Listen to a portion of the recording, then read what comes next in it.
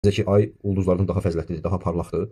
Eləcə də Ayşə radiyallahu anhə möminlərin anası digər ümmətin qadınlarından bu cür fəzilətlidir. Və İmam Zahir rahimehullah deyir ki, qardaşlar, ümmətdə hətta aləmdə onun kimi alim qadın yox idi. Yəni möminlərin anası fəqih idi və Allah Resulü sallallahu əleyhi və səlləmdən hədisləri öyrənirdi, şəriətin əhkamlarını öyrənirdi və Allah Resulü sallallahu əleyhi və səlləmin vəfatından sonra da ondan fətva alırdılar. Hətta nəinki qadın sahabelər, kişi sahabelər də Allah onlardan razı olsun, Ayşə radiyallahu anhədən fətva alırdılar. Və bir məşhur məsələ var ki, Ayşə radiyallahu anhə barəsində qardaşlar, necə ki bilirsiniz bunu, ifk hadisəsi. Ayşə radiyallahu anhəyə atılan iftira. İfk hadisəsi və bundan da biraz istəyirəm ki, bəhs edim. Ayşə radiyallahu anhənin ən bariz fəzilətinə dəlalət edən hadisələrdən biridir. Hicrətin 5-ci, 6-cı illərində baş vermişdi bu hadisə. Hansı ki, Allah Nəbisi sallallahu aleyhi və səlləm bir yerə döyüşə çıxmaq istəyir. Yəni, bu qəbilənin adı Bənu Mustalaq olur. Yəni, bu yerə döyüşə, səfərə hazırlaşır Allah Nəbisi sallallahu aleyhi və səlləm. Və Allah Rasulü hər dəfə səfərə çıxmamışdan qabaq zövcələri arasında püşk atardı. Və hansına gələrdisə, düşərdisə və o zövcəsini özünlə bərabər aparardı. Və bu hadisə, ifk hadisəsi həmin döyüşdən Mədinəyə qayıdarkən baş verir.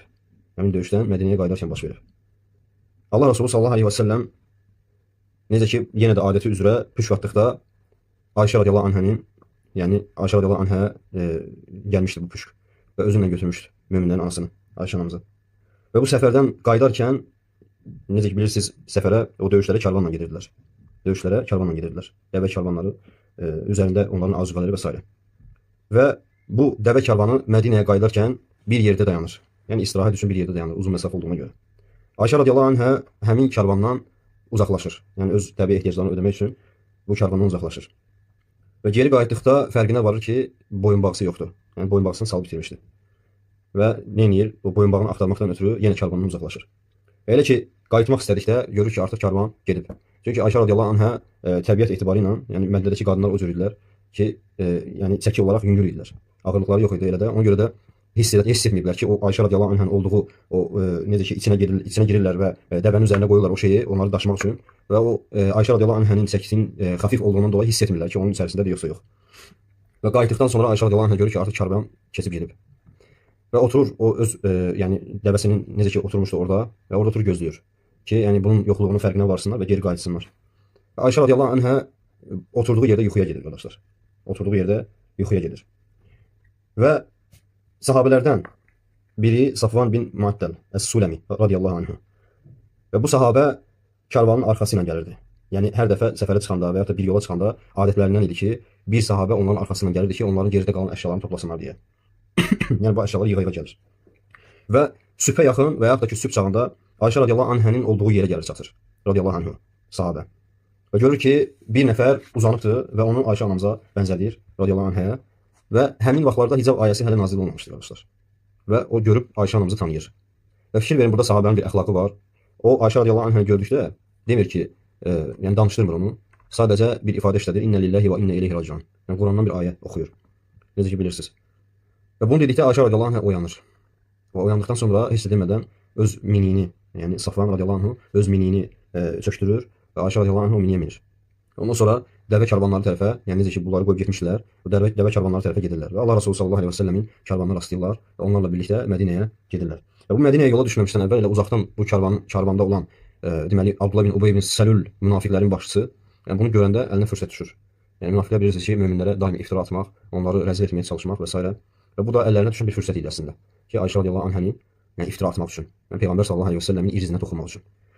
Və həmin bu Abdullah bin Ubey görür ki, bunlar uzaqdan gəlir və insanlar arasında şayə yaymaya başlayır ki, aha, yəni bunlar deməli bir yerdə idilər, nəsə olub bunların arasında. Mədinəyə çatdıqdan sonra Ayşə radiyallahu anhə hələ ki heç nədən xəbəri yoxdur. Ayşə radiyallahu anhə bir ay ərzində xəstə olur öz evində. Və bu müddətdə də heç bir şeydən xəbəri yoxdur. Yəni bu iftiranın necə böyüməsi, insanlar arasında intişar olması, yəni yayılması, hətta sahabələrin bu barədə şübhəyə düşməsi və heç nədən xəbəri yoxdur Ayşə radiyallahu anhə. Və bir aydan sonra necə ki Ayşə radiyallahu anhə artıq sağalmaya başlayır və öz yaxın sahabələrdən biri, sahabə qadınlardan biri ona bu barədə xəbər verir. Yəni məsələ çox genişdir. Bu yəni Ayşə radiyallahu anhə bu ifk hadisəsi, deməli Buxarıda rivayet olunur bu hədis. Və burada xülasəsi odur ki, Ayşə radiyallahu anhə bildirirlər ki, yəni bu iftira artıq baş alıb gedir. Və subhanallah Ayşə radiyallahu anhə bunu eşitdikdən sonra daha da xəstəliyi şiddətlənir və evə qayıdır. Və subhanallah Ayşə radiyallahu anhə artıq bunu hiss etmişdi. Necə hiss etmişdi? Peyğəmbərimiz sallallahu aleyhi və səlləm Yəni bu xəstələndiyi dövrlərdə Ayşə anamıza o adi vaxtlarda o qədər qayğı göstərirdi ki, Ayşə anamız deyir ki, bax mən xəstələndiyim dövrdə mənə ziyarət edib sadəcə mənim halımı soruşurdu. Qayğı göstərmirdi əvvəlki kimi. Və əslində Allah Resulü sallallahu əleyhi və səlləm özü də narahat idi bu şeydən. Və ondan sonra qardaşlar deməli Ayşə radiyallahu anha evə qayıdır. Allah Resulundan izin istəyir ki, atasının evinə getsin və bu xəbəri dəqiqləşdirməkdən ötürü.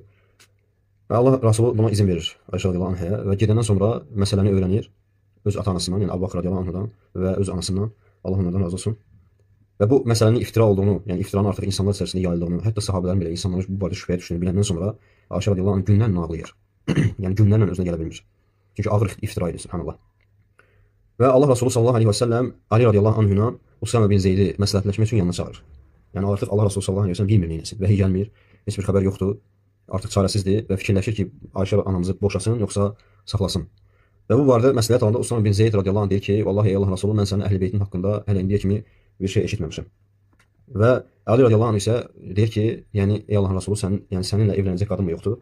Sən bunu ən yaxşısı onun xidmətçisindən soruş. Və Allah Resulü sallallahu aleyhi ve sellem xidmətçisindən soruşur Ayşə radiyallahu anh'ın. Xidmətçisi deyir ki, vallahi ey Allah Resulü, mən deyir indiyə kimi ondan qəbih bir şey görməmişəm. Əgər görsəydim nə edərdim, ona bu barədə nəsihət edərdim. Və Allah Nəbisi sallallahu aleyhi ve sellem bundan sonra yəni sahabelər arasında hətta bəzi fitnələr baş verir. Bir gün Ayşə anamız öz atasının evindədir hələ ki. Hətta rəvayətdə gəlir ki, bir gün yarım dayanmadan ağlamışdı Ayşə radiyallahu anh'a. Və öz anası atası ilə zənn edirdi ki, bu ağlamaqdan artıq onun ciyəri parçalanacaq. O qədər şiddətli ağlayır. Və bir gün, günlərdən bir gündə Allah Resulü sallallahu aleyhi və səlləm içəri daxil olur. Və içəridə də Əbu Bakr radiyallahu anhu, anası və Ənsardan 2 qadın var idi. Allah Resulü sallallahu aleyhi və səlləm içəri daxil olduqda artıq o qədər bu fitnə yayılmışdı ki, hətta Allah Resulü sallallahu aleyhi və səlləm, yəni yer üzərində o anda elə bir insan yox idi ki, o şübhədən təsirlənməsin, o fitnədən təsirlənməsin. Və Ayşə radiyallahu anh'a yenə də ağlayırdı. Və yanına oturdu, salam verdi, yanına oturdu Allah Resulü sallallahu aleyhi və səlləm. Və sonra dedi ki, ya Ayşə, in kunti əlməmti bi zənbin, fəstəğfirilləhə və tubu iləyhə. Ey Ayşə, əgər bu şeyi etmisənsə, bu günahı işləmisənsə, Allaha tövbə et, Allahdan istiğfar et və ona tövbə et. Fə innəl abd İzə ədnəbə və təbə, təbəllah aleyh. Əgər qul həqiqətən bir günah işləyərsə və sonra Allaha tövbə eləyərsə, Allah da onun tövbəsini qəbul eləyər. Peyğəmbər sallallahu aleyhi və səlləm bu sözləri deyəndən sonra Ayşə radiyallahu anh'ın üzündəki yəni göz yaşları durmuşdu. Yəni təəccübləndi. Yəni o elə zənn elə ki, sən də mi ya Rasulullah? Yəni sən də mi o fikirdəsən ki, yəni bunu mən həqiqətən eləyə bilərəm? Ayşə radiyallahu anh üzərindən ədyalını çəkir və öz atasına tərəf dönür. Deyir ki, ey ata, Allah Rasulü sallallahu aleyhi və səlləmə bir şeydir. Həqiqətən fikirləşin, çox ağır bir şeydir. Yəni bir qadına iftira atmaq və o iftira, yəni baxın ki, o vəziyyətdə olan insan nə haldadır, subhanallah. Və atasına dönəndə Əbu Bakr radiyallahu anh deyir ki, vallahi mən bilmirəm ki, Allah Rasuluna nə deyim. Və bundan sonra anasına dönür. Anası da eyni sözü işlədir, ifadəni. Deyir ki, vallahi mən bilmirəm Allah Rasuluna nə deyim. Yəni, çünki deyiləcək bir şey yoxdur. Çünki atılan iftira ortadadır və hər kəs Allah Rasulunun ağzından çıxan şeyi gözləyir ki, bəlkə vəhiy gəlsin, bəlkə Allah Taala'na bildirsin. Və Ayşə radiyallahu anh'a deyir ki, yaşı az olduğundan dolayı Ayşə radiyallahu anh'ın Qurandan istinbat eləməyi, yəni dəlil çox belə bilmirdi Ayşə radiyallahu anh'a. Yaşı az idi. Və bu təsirli sözləri işlədir, ifadələri. Deyir ki, vallahi inni la a'lamu annakum sami'tum hadhihi al-maqala fatamakkanat min qulubikum. Allaha and olsun ki, mən bilirəm ki, bu sözü eşitmisiniz, eşitdiyiniz bu söz sizin qəlblərinizdə yer tapır. Yəni artıq bu şeylər sizin qəlbinizdə yer tapıb, ağlınızda deyil. Və sonra deyir ki, "Və la in qultu lakum inni bari'a, vallahi ya'lamu anni bari'a." Deyir, əgər mən desəm ki sizə, mən bundan bəriyəm, bu işdən bəriyəm və Allah Taala bilir ki, Allaha and olsun ki, mən bu işdən bəriyəm, uzağam. Mən saddaqtumuni, məni təsdiqləməzsiniz. "Və la in qultu lakum inni fa'altu, vallahi ya'lamu lem ef'al, la tusaddiqunni." Əgər mən desəm ki, bu şeyi etmişəm və Allah Taala bilir ki, mən bunu etməmişəm, siz onu təsdiqləyərdiniz. Subhanallah. Və sonra deyir ki, "Lakinni vallahi la acidu li və lakum məsələn illa kema qala Əbu Yusuf." Allaha and olsun, lakin mən özümlə sizin aranızda bir məsələ tapa bilmirəm.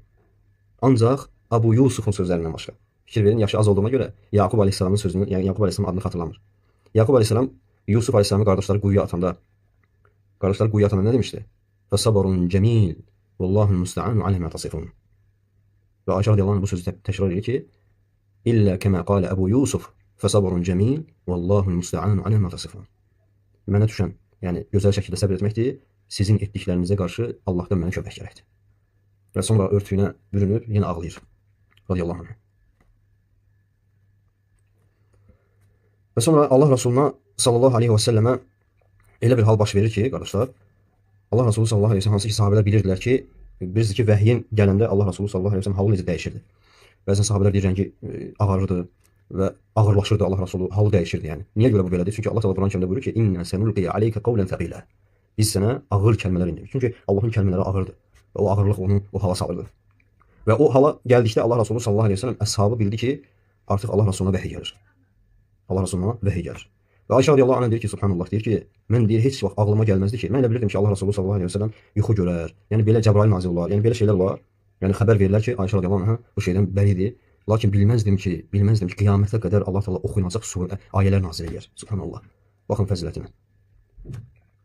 Və sonra Allah Rəsulü sallallahu əleyhi və səlləmdən bu hal çəkiləndən sonra qardaşlar, Ayşə radiyallahu anha dönür və deyir ki, müjdələr olsun ey Ayşə, artıq Allah Təala səni təmizə çıxardı. Və bu məqamda subhanallah, anası, atası Əbu Bakır və anası deyirlər ki, qalx Allah Rəsuluna sallallahu əleyhi və səlləmə təşəkkür elə. Anası deyir ki, qalx Allah Rəsuluna təşəkkür elə, şükür elə. Ayşə radiyallahu anha deyir subhanallah. O bilirdi ki, o yəni yer üzərində elə bir adam yox idi ki, onun barədə şübhə eləməsin. Ayşə radiyallahu anha deyir ki, xeyr. Mən ancaq öz Rəbbimə şükür və həmd edəcəm subhanallah. Ancaq öz Rəbbimə şükür edəcəm. Yəni onu təmizə çıxardığına görə. Və Allah subhanahu wa ta'ala Nur surəsinin 11-ci ayəsindən 26-cı ayəsinə qədər ayələr nazil elədi ki, biz qiyamətə qədər oxunacaq ayələrdir. Və baxın, bu cür fəzilətli insan olub. Ayşə radiyallahu anha. Ayşə radiyallahu anha Peyğəmbər sallallahu aleyhi və səlləmin nə demişdi onun barədə? Ölüm ayağında vəfat edəndə Allah Rasulü sallallahu aleyhi və səlləm deyir ki, ey Ayşə, yəni ölüm sancısı çəkirdi Rasulullah sallallahu aleyhi və səlləm. Deyirdi ki, ey Ayşə, cənnətdə mənimlə olduğunu düşündükcə ölüm sancısı mənə xəfif gəlir. Subhanallah, baxın, görün. Yəni bu cür fəzilətli insan Allah Rasulü sallallahu aleyhi və səlləm, möminlərin, bizim anamız, baxın, bəzi azğın firqələr bu möminlərin anasını necə təhqir edirlər. Allah'a sığınırıq. Və İmam Nəvavi rahimehullah deyir ki, Ayşə radiyallahu anha barəsində deyir ki, Ayşə anamızın bəraəti, yəni bu məsələdən təmizliyə çıxması qəti nasla Quranın, yəni ayəsi ilə sabitdir.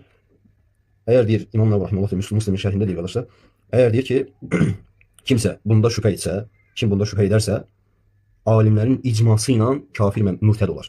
Kim buna şübhə edərsə, alimlərin icması ilə kafirdir, mürtəd o insan. Çünki Quran naslı ilə sabitdir Ayşə radiyallahu anhanın təmizə çıxması.